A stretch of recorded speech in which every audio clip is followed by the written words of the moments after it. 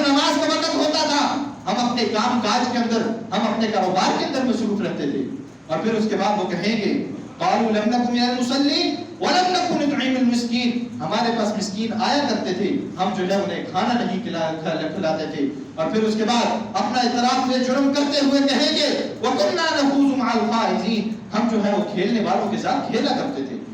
تمام تعریفیں اللہ تبارک و تعالیٰ کی ذات گرامی کے لیے ہیں، جو تمام جہانوں کا پالنے والا، خالق و مالک ہے، رازق ہے، فرمانروا ہے، جو ازل سے احد ہے، صمد ہے، لم یلد ہے ولم یولد ہے ولم یکن لہ کفوا احد ہے، اور ابد تک رہنے والا ہے۔ درود و سلام ہو جناب محمد رسول اللہ صلی اللہ علیہ وآلہ وسلم کی ذات اطہر پر، جن کی زندگی، جن کے صحابہ کرام، جن کے تابعین اور تبع تابعین کی زندگیاں ہمارے لیے بہترین مشعل راہ ہیں، بہترین آئیڈیل ہیں، بہترین نمونہ ہیں۔ اللہ تبارک و تعالیٰ کے ہم پر جتنے بھی احسانات ہیں، ہم اگر چاہیں بھی ان کا بدلہ جو ہے وہ نہیں چکا سکتے۔ اللہ تبارک و تعالیٰ کے ہم پر بڑے بڑے احسانات میں سے ان کو دیکھ لیجئے کہ اللہ تبارک و تعالیٰ نے ہمیں جو شریعت دی، جو قرآن پاک دیا، جس امت کے اندر ہمیں بھیجا، اس کے بارے میں اللہ تبارک و تعالیٰ قرآن پاک کے اندر کیا فرماتے ہیں؟ اللہ تبارک و تعالیٰ نے جو ہمیں کتاب دی اس کے بارے میں فرماتے ہیں اِنَّا نَحْنُ نَزَّلْنَا الذِّكْرَ وَإِنَّا لَهُ لَحَافِظُونَ۔ پھر ہمیں جس امت کے اندر بھیجا اس امت کو سب سے بہترین امت قرار دیتے ہوئے فرمایا كُنْتُمْ خَيْرَ أُمَّةٍ أُخْرِجَتْ لِلنَّاسِ تَأْمُرُونَ بِالْمَعْرُوفِ وَتَنْهَوْنَ عَنِ الْمُنكَرِ، اور پھر اس کے بعد ہمیں جو نبی دیے ان کے بارے میں فرمایا مَا كَانَ مُحَمَّدٌ أَبَا أَحَدٍ مِّن رِّجَالِكُمْ وَلَٰكِن رَّسُولَ اللَّهِ وَخَاتَمَ النَّبِيِّينَ، اور پھر اس نبی کو حکم دیا یا ایھا النبی انا ارسلناک شاہدا ومبشرا ونذیرا، اے نبی ہم نے آپ کو جو ہے وہ خوشخبری دینے والا، آپ کو جو ہے وہ ڈرانے والا بھیجا ہے بنا کر۔ پھر اللہ تبارک و تعالی نے دنیا کائنات پر ہم پر اتنے بڑے بڑے احسانات کیے۔ اللہ تبارک و تعالی ان احسانات کے بارے میں قرآن پاک کے اندر ایک مقام پر فرماتے ہیں وَإِن تَعُدُّوا نِعْمَةَ اللَّهِ لَا تُحْصُوهَا، میں نے یہ جو تمہیں نعمتیں دی ہیں، جو تم پر احسانات کیے ہیں، اگر تم انہیں گننا چاہو، انہیں تم شمار کرنا چاہو، تم انہیں گن بھی نہیں سکتے، تم انہیں شمار بھی نہیں کر سکتے۔ آخر اللہ تبارک و تعالی نے ہم پر اتنے بڑے بڑے احسانات کیے ہیں، ہمیں اتنی بے بہا نعمتیں عطا کی جنہیں ہم گن نہیں سکتے، شمار نہیں کر سکتے۔ آخر اس کا بھی تو ہم سے کوئی مطالبہ ہوگا، وہ بھی تو ہم سے کچھ چاہتا ہوگا۔ وہ ہم سے کیا چاہتے ہیں؟ حضرت رسول اللہ صلی اللہ علیہ وآلہ وسلم کو ہم پر بھیجا، آخر ان کے ذریعے بھی ہم سے کچھ چاہتے ہیں۔ آج ہم سے جو ہم پر شریعت بھیجی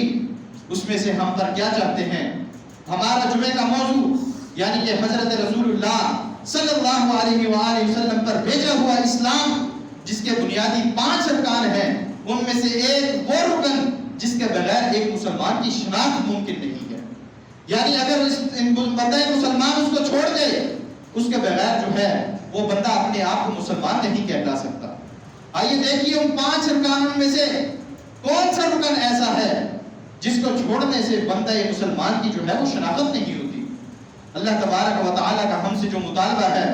یا ایھا الذین آمنوا ارکعوا واسجدوا واعبدوا ربکم وافعلوا الخیر لعلکم تفلحون، اے ایمان والو تم رکوع کرنے والے ہو جاؤ، تم سجود کرنے والے ہو جاؤ، تم اپنی رب کی عبادت کرنے والے ہو جاؤ۔ کس لیے ہو جاؤ؟ فرمایا لعلکم تفلحون، تاکہ تم جو ہے وہ فلاح پانے والے ہو۔ اللہ تبارک و تعالیٰ یہ ہم سے جو کام کروا رہے ہیں، رکوع و سجود کا ہم سے مطالبہ کر رہے ہیں، اس میں بھی فائدہ کس کا ہے؟ لعلکم تفلحون، تاکہ تم جو ہے وہ فلاح پانے والے ہو جاؤ، تم جو ہے وہ کامیاب و کامران ہو جاؤ دنیا کائنات کے اندر، اور آنے والی کل کو جو اللہ تبارک و تعالیٰ نے جزا و سزا کا دن رکھا ہے اس کے اندر بھی آپ کامیاب و کامران ہو جاؤ۔ اور پھر حضرت رسول اللہ صلی اللہ علیہ وآلہ وسلم کے صحابی حضرت عبداللہ ابن عمر بیان کرتے ہیں، حضرت رسول اللہ صلی اللہ علیہ وآلہ وسلم نے فرمایا بنی الاسلام علی 5 شہادت ان لا الہ الا اللہ وان محمد رسول اللہ واقام الصلاة وایتاء الزکاة وصوم رمضان وحج البیت من استطاع الیہ سبیلا۔ آئیے اب دیکھیے اللہ تبارک و تعالیٰ کا وہ ہم سے مطالبہ کیا ہے۔ حضرت رسول اللہ صلی اللہ علیہ وآلہ وسلم ہمیں تشریح کرتے ہوئے بتلا رہے ہیں کہ اللہ تبارک و تعالیٰ نے جو اسلام آپ پر نافذ کیا ہے، آپ پر جو اسلام بھیجا ہے، جو شریعت بھیجی ہے، اس کے جو ہے وہ بنیادی 5 ارکان ہیں. ان میں سے سب سے پہلا اور دوسرا اللہ تبارک و تعالیٰ اور محمد رسول اللہ صلی اللہ علیہ وآلہ وسلم پر ایمان لے کر آنا، اللہ تبارک و تعالیٰ کو معبود برحق ماننا کہ اس کے علاوہ کوئی بگڑی بنانے والا، کوئی داتا و دستگیر نہیں ہے. اس کے بعد حضرت محمد رسول اللہ صلی اللہ علیہ وآلہ وسلم کو تسلیم کرنا کہ یہ اللہ تبارک و تعالیٰ کے بھیجے ہوئے آخری پیغمبر ہیں اور یہ سردار ہے تمام انبیاء کے، اس بات کو تسلیم کرنا. اس کے بعد فرمایا اقام الصلاۃ، فرمایا جب بندہ مسلمان ہو جاتا ہے، ایمان لے آتا ہے ان دونوں چیزوں پر، اللہ تبارک و تعالیٰ پر بھی ایمان لے آیا، محمد رسول اللہ صلی اللہ علیہ وآلہ وسلم پر ایمان لے آیا، پھر اس کے بعد جو جس چیز کے ساتھ اپنے آپ کو مسلمان کہہ سکتا ہے، جو اس کے پاس مسلمان ہونے کا آئی ڈی کارڈ ہے، جو سرٹیفکیٹ ہے، وہ کیا ہے کہ وہ بندہ نماز پڑھ کے جو ہے وہ اپنی شناخت کروا سکتا ہے کہ میں جو ہے وہ مسلمان ہوں.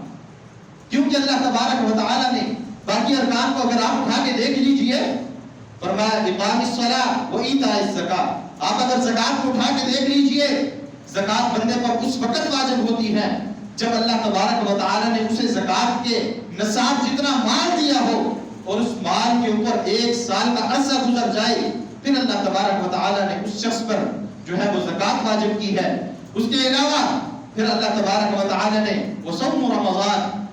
فرمایا کہ رمضان کے روزے اللہ تبارک و تعالیٰ نے آپ پر فرض کیے ہیں، لیکن یہ تب فرض ہیں جب بندہ صحت والا ہو، تندرست ہو، پھر حضر میں ہو، سفر کی حالت میں نہ ہو. اللہ تبارک و تعالیٰ نے تب جو ہے وہ روزے فرض کیے ہیں، اور حج اللہ تبارک و تعالیٰ نے تب فرض کیا ہے جب اللہ نے انسان کو مالی جانی قوتیں عطا کی ہوں، پھر اللہ تبارک و تعالیٰ نے اس بندے پر حج جو ہے وہ فرض کیا ہے. گویا انسان جو ہے وہ زکات ادا کرنے سے بھی اپنے مسلمان ہونے کی شناخت نہیں کروا سکتا. زکات اس نے سال کے بعد ادا کرنی ہے، روزے اس نے سال کے بعد رکھنے ہیں، حج اس نے جو ہے اللہ نے اگر توفیق دی، مالی بھی دی، جانی بھی دی، پھر کرنا ہے، وگرنہ اللہ تبارک و تعالیٰ نے اس پر حج بھی نہیں فرض کیا. لیکن یہ نماز کا معاملہ میرے بھائیوں ایسا ہے کہ اللہ تبارک و تعالیٰ نے اسے ہر حاکم پر، ہر محکوم پر، ہر ظالم پر، ہر مظلوم پر، ہر غریب پر، ہر امیر پر، ہر جو ہے وہ آنے والے جو بالغ ہونے والے بچے،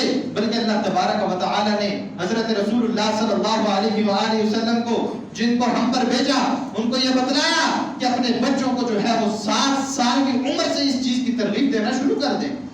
اور فرمایا جب یہ 10 سال کی عمر کو پہنچے، اگر یہ پھر بھی نمازوں کی طرف نہ جائیں، پھر فرمایا ان کے لیے جو ہے وہ ڈنڈا اٹھا لیں، پھر ان کو ڈانٹ ڈپٹ کریں.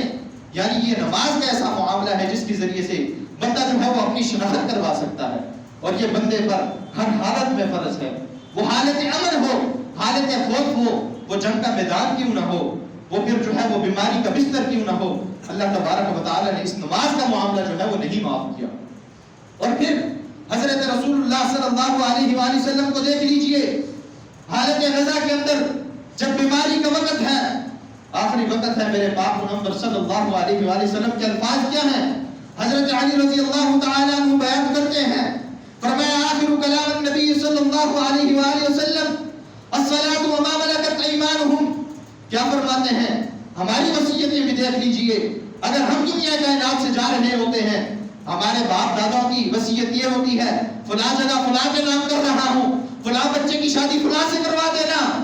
فلاں کو فلاں سے جو ہے وہ حق ادا کرنا ہے وہ کر دینا. اور میرے حضرت رسول اللہ صلی اللہ علیہ وآلہ وسلم کے آخری الفاظ دیکھ لیجئے، ہمارے لیے ان کی طرف دیکھ لیجئے، کیا کہتے ہیں؟ الصلاۃ وما ملکت ایمانکم. لوگوں اپنی نماز کی جو ہے وہ حفاظت کرتے رہنا، لوگوں اپنی نماز کی حفاظت کرتے رہنا، اس پر جو ہے وہ قائم و دائم رہنا. وما ملکت ایمانکم، اور جو تمہارے پاس لونڈیاں ہیں، جو تمہارے پاس غلام ہیں، ان کے اوپر جو ہے وہ تم ضامن رہنا، ان کے ساتھ جو ہے وہ عدل والا معاملہ کرتے رہنا.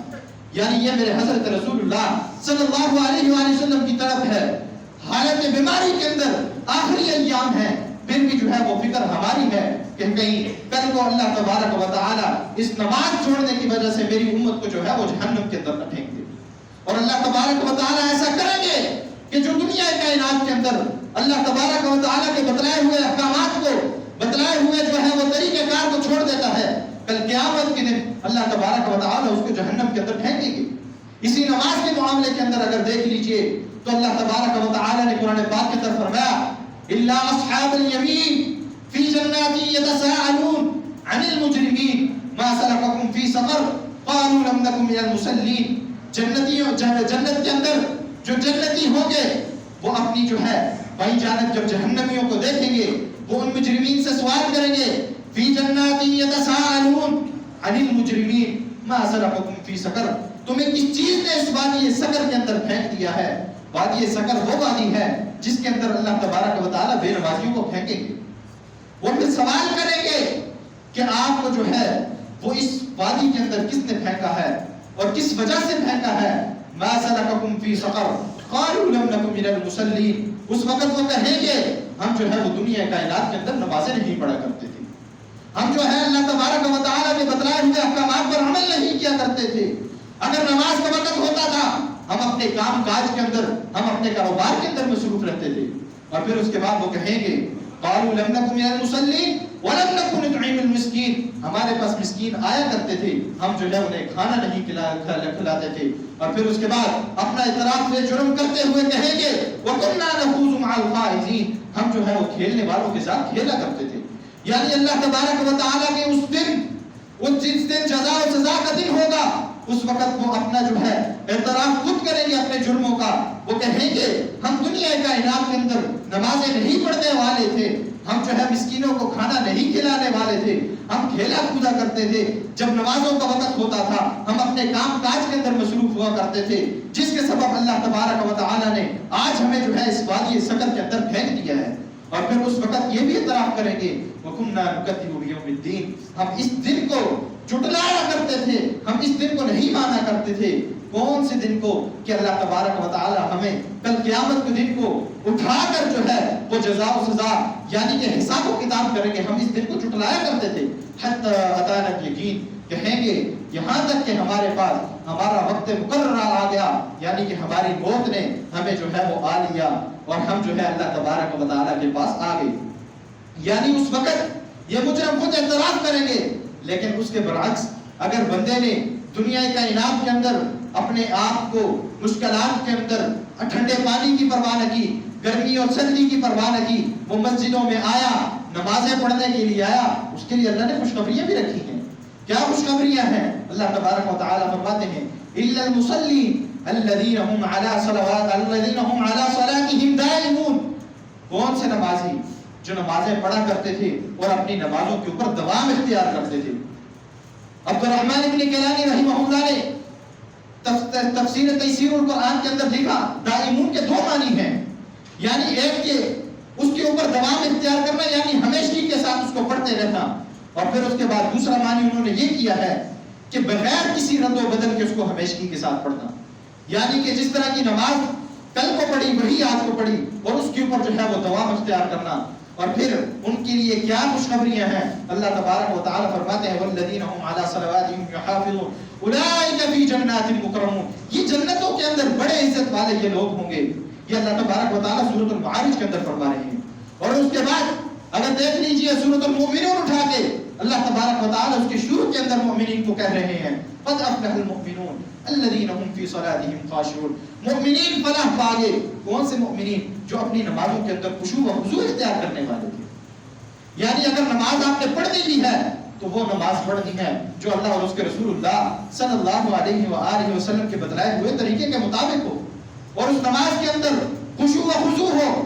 نہ کہ اس کے اندر سستی اور کاہلی ہو۔ اگر وہ سستی اور کاہلی والی نماز ہوگی تو یاد رکھیے اللہ تبارک و تعالی نے قرآن پاک کے اندر فرمایا ان المنافقین یخادعون اللہ وهو خادعهم واذا قاموا الى الصلاة قاموا كسالى یرامون الناس ولا یذکرون اللہ الا قلیلا۔ اگر آپ اپنی نمازوں کے اندر خشوع و خضوع نہیں لے کر آتے، سستی اور کاہلی کا جو ہے وہ مظاہرہ کرتے ہو، تو پھر فرمایا یہ منافقین کی نماز ہے، کیونکہ وہ کیا کرتے ہیں؟ وہ سمجھتے ہیں ہم اللہ تبارک و تعالی کی ذات کو دھوکہ دینے والے ہیں، لیکن یہ اللہ تبارک و تعالی کی ذات کو دھوکہ دینے والے نہیں ہو، یہ بلکہ تم اپنے آپ کو اپنی ذات کو جو ہے وہ دھوکہ دینے والے ہو۔ اور پھر اس کے بعد مومن سورۃ المؤمنون کے اندر ہی اللہ تبارک و تعالی آگے چل کے مومنون کو اور خوشخبری دیتے ہیں۔ فرمایا والذین هم علی صلواتهم یحافظون، جو لوگ اپنی نمازوں کے اوپر پابندی کرنے والے ہیں، اس کے اوپر ضامن رہتے ہیں، اللہ تبارک و تعالی فرماتے ہیں اولئک هم الوارثون الذین یرثون الفردوس هم فیها خالدون، یہی لوگ وارث ہیں، کس چیز کے وارث ہیں؟ یہی لوگ جنتوں کے وارث ہیں، اور ایسی جنت کے وارث ہیں جس کے اندر یہ ہمیشہ ہمیشہ کے جو ہے وہ ہمیشہ ہمیشہ کے لیے رہیں گے۔ اور اللہ تبارک و تعالی نے اس نماز کو قرآن پاک کے اندر ہمارے ایمان کے ساتھ جوڑ کر فرمایا وما كان الله ليضيع ایمانکم ان اللہ بالناس لرؤوف رحیم، اللہ تبارک و تعالی آپ کے جو ہے وہ ایمان کو ضائع کرنے والا نہیں ہے، گویا آپ نماز جو ہے وہ ادا کر رہے ہیں، گویا یہ آپ کا ایمان ہے جو بڑھے گا، اور اللہ تبارک و تعالی آپ کے جو ہے وہ ایمان کو ضائع کرنے والے نہیں ہیں۔ اور پھر اس کے بعد حضرت رسول اللہ صلی اللہ علیہ وآلہ وسلم کے صحابہ کرام جب آپ صلی اللہ علیہ وآلہ وسلم کے ہاتھ پر بیعت کرتے، اس وقت بھی حضرت رسول اللہ صلی اللہ علیہ وآلہ وسلم بیعت کرتے ہوئے بھی ان سے وعدہ لیا کرتے تھے، کلمہ پڑھنے کے بعد ان سے یہ وعدہ لیتے تھے کہ 5 وقت جو ہے وہ آپ نے نماز پڑھنی ہے۔ اور میرے بھائیوں، دنیا کائنات کے اوپر جو تمام کے تمام احکامات نازل ہوئے ہیں، جیسے اللہ تبارک و تعالی نے ہم پر جو ہے وہ زکوٰۃ واجب کی، حضرت رسول اللہ پر وحی اتار کر ان کے ذریعے ہمیں بتلایا ہم نے زکوٰۃ ادا کرنی ہے، ان پر جو ہے وہ حج کے بارے میں اتار کر ہمیں بتلایا، وہاں پر اللہ تبارک و تعالی نے نماز کا معاملہ الگ رکھا ہے۔ اللہ تبارک و تعالی نے حضرت رسول اللہ صلی اللہ علیہ وآلہ وسلم کو اپنے پاس آسمانوں پر بلا کر وہاں پر یہ جو تحفہ اللہ تبارک و تعالی نے عطا کیا ہے، اور پھر اللہ تبارک و تعالی نے اس وقت آپ صلی اللہ علیہ وآلہ وسلم کے اوپر 50 نمازیں فرض کی۔ پھر جب آپ لے کر آئے دنیا کائنات کے اوپر حضرت موسیٰ علیہ السلام کے ساتھ، جب آپ صلی اللہ علیہ وآلہ وسلم کی ملاقات ہوئی، آپ نے پوچھا کیا عطا کیا ہے آپ کے رب نے آپ کو؟ اس وقت انہوں نے کہا میرے رب نے مجھے 50 نمازیں عطا کی ہیں، یعنی کہ میری امت کے اوپر 50 نمازیں فرض کی ہیں۔ آپ صلی اللہ علیہ وآلہ وسلم کو اس وقت حضرت موسیٰ علیہ السلام نے کہا میں بنی اسرائیلیوں کو آزما چکا ہوں، یہ جو ہے 50 نمازیں نہیں پڑھ سکتے، جائیے اللہ تبارک و تعالی سے مطالبہ کیجئے ان میں کمی کر دیں۔ پھر حضرت موسیٰ کے کہنے پر حضرت رسول اللہ صلی اللہ علیہ وآلہ وسلم بارگاہ الہی کے اندر بار بار جاتے ہیں اور جا کر مطالبہ کرتے ہیں، حتیٰ کہ اللہ تبارک و تعالی نے ہم پر یہ 5 نمازیں چھوڑ دی، کہا کہ یہ 5 پڑھنا، فرمایا یہ 5 وہی 50 لا يبدل القول، یہ 50 نہیں، یہ 5 نہیں، یہ بلکہ 50 ہی ہیں، یہ آپ 5 پڑھو گے میں آپ کو جو ہے وہ 50 کا بدلہ دوں گا، اور فرمایا لا يبدل القول، ہماری جو ہے یہ بات جو ہے وہ تبدیل ہونے والی نہیں ہے۔ اور اس نمازوں کا فائدہ یہ ہے میرے بھائیو، جب ہم ایک نماز سے دوسری نماز کا جو ہے انتظار کرتے ہیں، اسے پڑھتے ہیں، حضرت رسول اللہ صلی اللہ علیہ وآلہ وسلم نے فرمایا تحرکون فَإِذَا صَلَّيْتُمْ الصُّبْحَ غَسَلْتَهَا، یعنی کہ تم جو ہے وہ جل رہے ہوتے ہو، جیسے لکڑیاں نہیں جلتی اس کی طرح آپ جل رہے ہوتے، جیسے آپ فجر کی نماز پڑھ لیتے ہو، گویا کہ تم نے جو ہے اس کے اوپر پانی بہا دیا، اپنے آپ کو جو ہے گناہوں سے پاک کر لیا۔ اسی طرح پھر ظہر کا معاملہ، جب آپ جو ہے وہ ظہر تک گویا کہ آپ گناہوں کے اندر جل رہے ہو جیسے لکڑیاں جل رہی ہیں، فرمایا جب آپ ظہر پڑھ لیتے ہو گویا آپ نے اپنے آپ کو گناہوں سے دھو لیا۔ اسی طرح عصر اور پھر مغرب اور پھر عشاء، اور حضرت ابو ہریرہ رضی اللہ تعالی عنہ بیان کرتے ہیں کہ آپ صلی اللہ علیہ وآلہ وسلم نے فرمایا اگر کوئی شخص جس کے گھر کے دروازے کے اوپر سے ایک نہر گزر رہی ہو جس کے اندر وہ دن کے اندر 5 وقت وہ غسل کرے، مجھے یہ بتلاؤ صحابہ کرام کیا اس کے جسم کے اوپر کوئی میل کچیل باقی رہے گی؟ اس وقت حضرت رسول اللہ صلی اللہ علیہ وآلہ وسلم نے آپ صلی اللہ علیہ وآلہ وسلم کے صحابہ کرام نے جواب دیتے ہوئے فرمایا کہ اللہ کے رسول اس کے جسم کے اوپر کوئی میل کچیل باقی نہیں رہے گی۔ فرمایا ان نمازوں کا معاملہ اس طرح ہے کہ اس شخص کی طرح ہے جس کے گھر کے دروازے کے اوپر سے ایک نہر گزرتی ہے، وہ 5 وقت دن کے اندر اس کے جو ہے وہ غسل کرتا ہے، اس کے جسم کے اوپر میل کچیل نہیں رہتی۔ یہی معاملہ ایک مومن کا ہے، جب وہ 5 وقت اللہ تبارک و تعالی کی بارگاہ الہی کے اندر حاضر ہو کر نمازیں پڑھتا ہے تو اللہ تبارک و تعالی اس کے جسم کو پاک صاف کر دیتے ہیں، اس شخص کی طرح جس کے جسم کے اوپر کوئی میل کچیل باقی نہیں رہتی۔ اور پھر اس کے بعد اللہ تبارک و تعالی نے جو حضرت رسول اللہ صلی اللہ علیہ وآلہ وسلم کو بتلایا اور حضرت رسول اللہ صلی اللہ علیہ وآلہ وسلم نے ہمیں حکم دیتے ہوئے کہا آپ اپنے بچوں کی یہ جو نماز کی ترغیب ہے یہ بچپن سے شروع کر دیں. انتہائی افسوس کے ساتھ ہم جس معاشرے کے اندر رہ رہے ہیں ہمارے بچوں کو ان کارٹونوں کے، ان فلموں کے، ان ڈراموں کے نام آتے ہیں جو شاید ماں باپ کو بھی نہیں آتے، لیکن افسوس کے ساتھ ہمارے بچوں کو نماز پڑھنے نہیں آتی، ہمارے بچوں کو نماز جنازہ کا طریقہ نہیں آتا، ہمارے بچوں کو مصنون دعائیں نہیں یاد. افسوس ہے ہمارے اوپر، اللہ تبارک و تعالیٰ کی ہم اتنی نعمتیں کھاتے ہیں لیکن ان کا جو مطالبہ ہے ہم اس کے مطالبے کے اوپر نہیں جو ہے وہ پورا اتر سکتے. حضرت رسول اللہ صلی اللہ علیہ وسلم نے فرمایا آپ اپنے بچے کی جو ہے وہ اس کام کے اوپر ترغیب جو ہے وہ 7 سال کی عمر سے جو ہے وہ شروع کر دو. یعنی جب آپ کا بچہ 7 سال کی عمر کا ہو تو آپ اسے جو ہے وہ نماز کی طرف ترغیب دو، اسے نماز کا کہو، اور پھر جب وہ 10 سال کی عمر کو پہنچ جائے وہ پھر آپ کی جو ہے وہ بات نہ مانے، اگر آپ اس کو نماز کا کہیں اور پھر بھی وہ نماز کی طرف نہ آئے، کہا اس کو ڈانٹ ڈپٹ کرو، اس کے لیے ڈنڈا اٹھاؤ. آج ہم افسوس کے ساتھ ہم اپنے بچوں کو ٹیوشن نہ جانے پر، سکول نہ جانے پر و دیگر معاملات کے اندر اگر وہ پیچھے رہ جاتا ہے ہم اسے مارتے بھی ہیں، ڈانٹ ڈپٹ بھی کرتے ہیں، لیکن اگر مسجد کا معاملہ آ جائے تو مائیں کہتی ہیں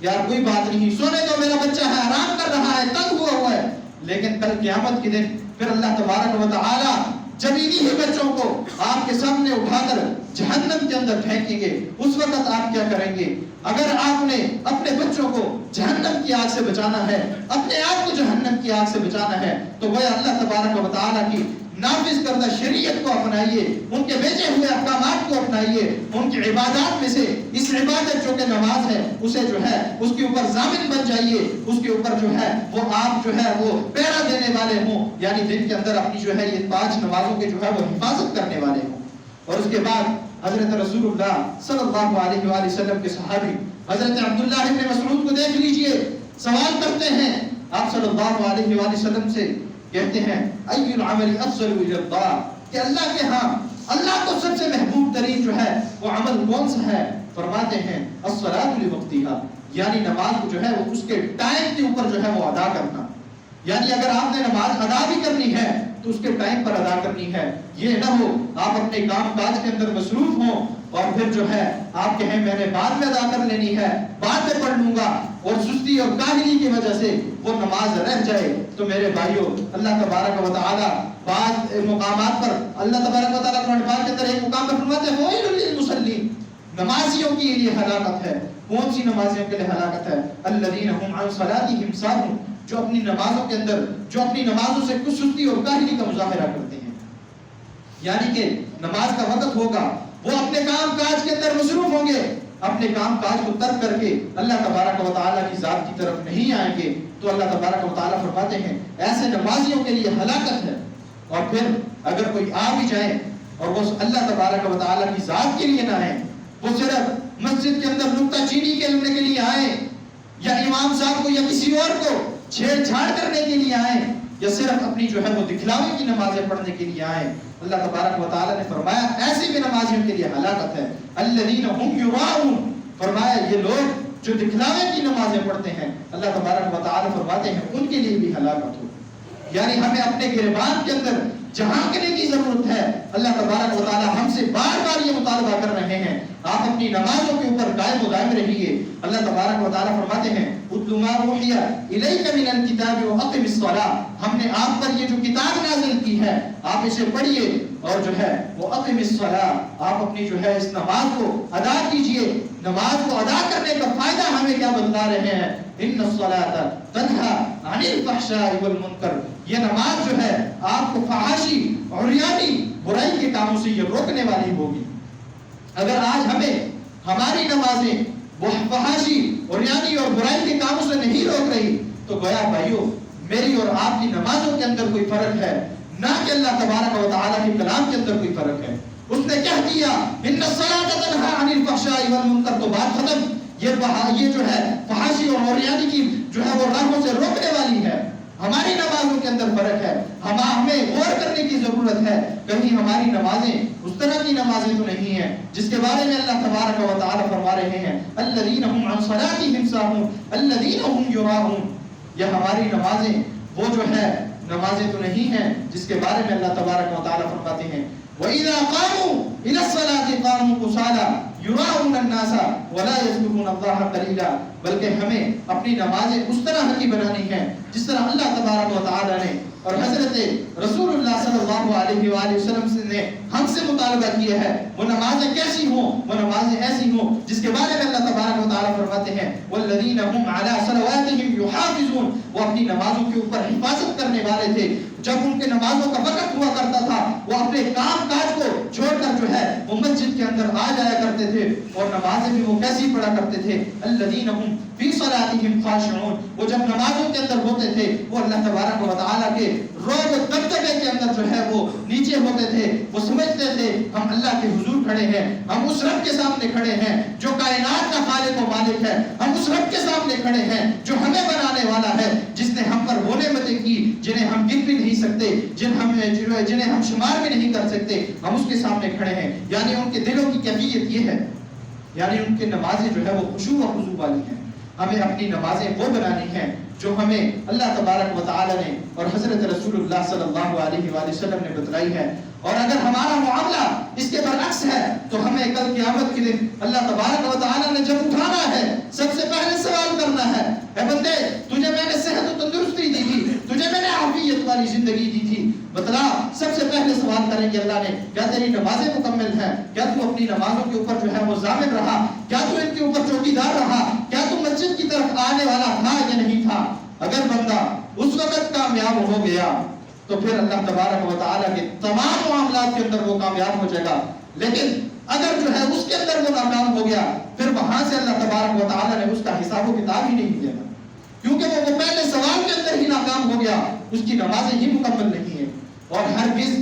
اس بات کو یہ نہ سمجھیے گا کہ اللہ تبارک و تعالیٰ ہمیں چھوڑ دیں گے، ہم سے جو ہے وہ حساب و کتاب نہیں ہوگا. اللہ تبارک و تعالیٰ قرآن پاک کے اندر فرماتے ہیں تلک امۃ قد خلت لها ما کسبت ولکم ما کسبتم ولا تسألون عما كانوا يعملون. جو تم سے پہلے امتیں گزر گئی ہیں ان کو چھوڑ دیجئے، ان کے بارے میں آپ سے سوال جواب نہیں ہوگا، لیکن اس کے بارے میں ضرور سوال ہوگا کہ آپ نے جو ہے وہ کیا کیا ہے دنیا کائنات کے اندر. آپ کو میں نعمتیں دینے والا تھا، میں نے آپ کو صحت و تندرستی والی زندگی دی تھی، میں نے آپ کو عافیت والی زندگی دی تھی. اے بندے تو مجھے بتا تو نے دنیا کائنات کے اندر میری ان نعمتوں کا صحیح استعمال کیا ہے یا نہیں کیا؟ تو میری ان نعمتوں کو کھا کر میری مسجد کی طرف میرے حضرت رسول اللہ صلی اللہ علیہ وآلہ وسلم کی شریعت کی طرف لوٹ کر آیا ہے یا نہیں آیا؟ تو گویا ہمیں اللہ تبارک و تعالیٰ کی اگر ہم زیادہ نعمتوں کو یاد نہیں کرتے تو کم از کم بنیادی وہ نعمتیں جو میں نے آیات سے آپ کے سامنے پڑھ کر تلاوت کی ہیں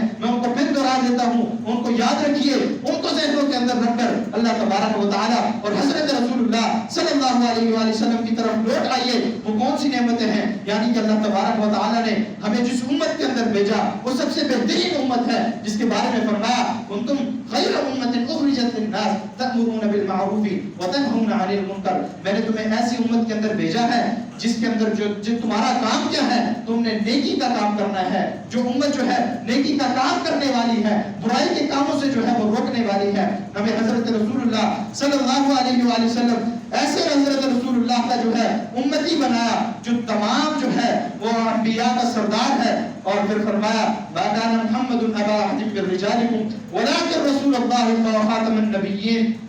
یعنی کہ اللہ تبارک و تعالیٰ نے ایک پر آ کر جو ہے وہ انبیاء کا وہ رسول کا جو ہے وہ سلسلہ بھی ختم کر دیا. اللہ کی یہی احسانات ہم پر کافی ہیں، ہم ان کو جو ہے وَإِن تَعُدُّوا نِعْمَةَ اللَّهِ لَا تُحْصُوهَا، ہم ان کی طرف نہ بھی جائیں ان کی بے شمار نعمتوں کی طرف. ہمیں یہ جو چند نعمتیں ہیں، ہمیں جو جس امت کے اندر بھیجا بہترین امت کی طرف، ہمیں جو شریعت دی وہ بہترین شریعت دی، ہمیں جو رسول دیا بہترین رسول دیا، ہمیں جو کتاب دی بہترین کتاب دی. ہم اگر اسی کو جو ہے وہ سامنے لے کر چلیں تو میرے بھائیوں ہم ان نعمتوں کو بھی یاد کر کے اللہ تبارک و تعالیٰ کی طرف لوٹ آئیں تو میں سمجھتا ہوں کہ یہ کافی ہے. اللہ تبارک و تعالیٰ کی اگر ہم جو ہے وہ انکار کرنے والے ہوئے، اس کی شریعت کو جھٹلانے والے ہوئے تو یاد رکھیے گا اللہ تبارک و تعالیٰ فرماتے ہیں وَمَنْ أَعْرَضَ عَنْ ذِكْرِي فَإِنَّ لَهُ مَعِيشَةً ضَنْكًا وَنَحْشُرُهُ يَوْمَ الْقِيَامَةِ أَعْمَىٰ. فرمایا اگر تم میرے ذکر سے اعراض کرنے والے ہو، کیونکہ اللہ تبارک و تعالیٰ نے قرآن پاک کے اندر نماز کو اپنا ذکر بھی کہا ہے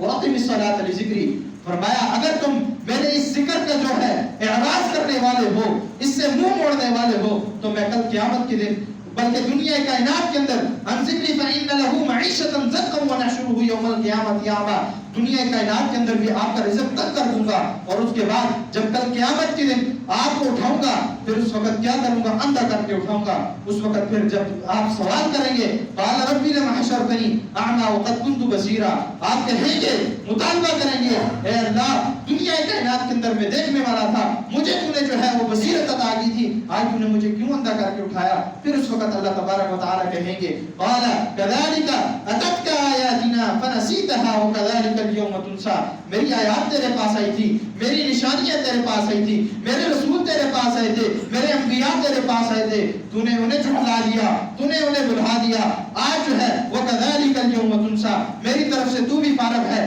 میں نے تجھے جو ہے وہ بلا دیا، اس لیے جو ہے میں نے تجھے آج کل قیامت کے دن یعنی اللہ تبارک و تعالی کہیں گے اندھا کر کے اٹھایا ہے. دعا کریں کہ اللہ تبارک و تعالی ہمیں اس دن اللہ تبارک و تعالی ہمیں بچائے اور حساب و کتاب کے اندر اللہ تبارک و تعالی ہمارے ساتھ خیر کا معاملہ فرمائے، اور اللہ تبارک و تعالی ہماری نمازوں کی کمی بیشی کو اللہ تبارک و تعالی اپنے فضل سے جو ہے وہ پورا فرمائے. ہم بڑے گناہ گار ہیں، ہم بڑے خطا کار ہیں، ہم جو ہے اللہ تبارک و تعالی تیرے جو ہے وہ سوالات کے جواب آج نہیں دے سکتے. اے اللہ اپنا فضل جو ہے وہ تو ہم پر کری، ہمیں توفیق عطا کری، ہم جو ہے وہ تیری دنیا کائنات کے اندر بیچی ہوئی شریعت کے جو ہے وہ صحیح معنوں میں ہم جو ہے اس پر عمل کرنے والے ہوں، ہم حضرت رسول اللہ صلی اللہ علیہ وآلہ وسلم کی جو ہے وہ بھیجے ہوئے احکامات پر عمل کرنے والے ہوں. دعا فرمائیں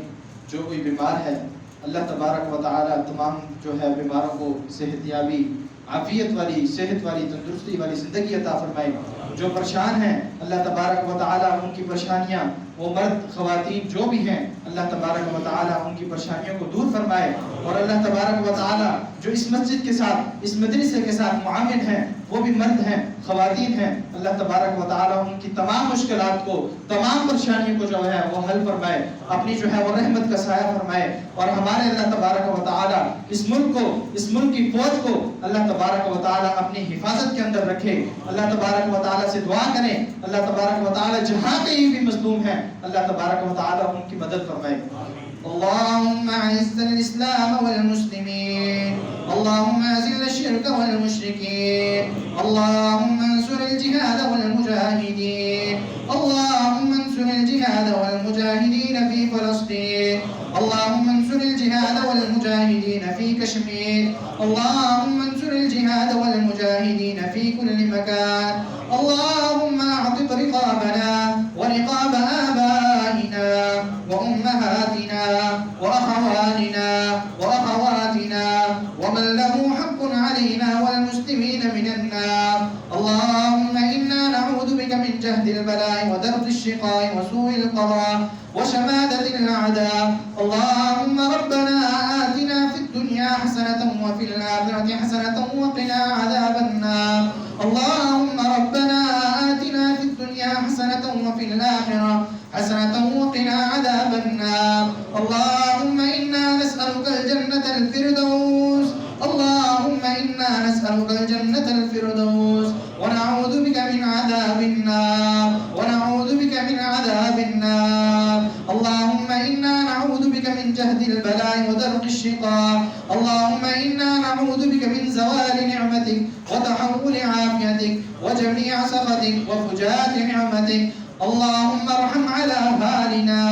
اللهم ارحم على أهالنا ولا تنظر إلى سوء أعمالنا.